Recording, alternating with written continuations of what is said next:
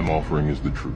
Nothing more. Okay, you guys remember how I showed you the maps that were here on Earth before 1958, before the governments took them out? And I'm going to show you the Encyclopedia Britannicas in the public libraries before 1958. Here's volume 2 out of the alphabet A. Now, you notice I said Encyclopedia Britannica.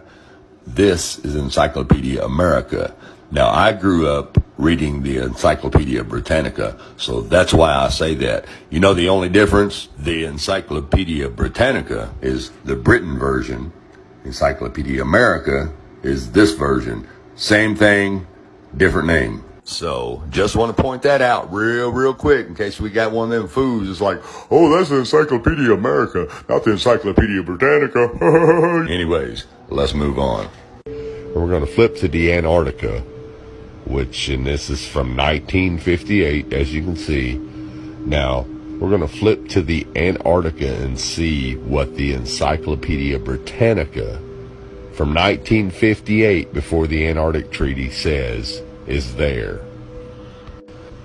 Now, you won't find this in the new encyclopedias because the government's banned them. But what I want you to notice right here is, notice how it says the flights proved inland areas to be featureless in character, with a dome 13,000 feet high at about latitude 80 degrees south, longitude 90 degrees east.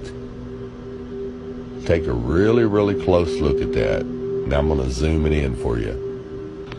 When they returned to New Zealand, these flights proved the inland areas to be featureless in character, with a dome 13,000 feet high at about latitude 80 degrees south, longitude 90 degrees east. Now, if this doesn't make sense to you, let me show you with an image of what a flat earth map would look like. Now, this is what latitude 80 degrees south would look like on a flat earth map. As you can see, the dome comes down closer to you over the wall, which will be about 13,000 feet. Now, if you go back out into the center of the earth, or up the North Pole, and try to go up to the firmament with a little bit of calculation, it's going to show that it's about 385,500 feet away. It's really simple. Now, if you're not familiar with any of this at all, and you're just now new to all this, you could say, well, this guy is crazy. He doesn't know what he's talking about. But what you got to ask yourself is, why do all the maps before 1958 show a flat earth with the ice wall around it and a firmament, a dome?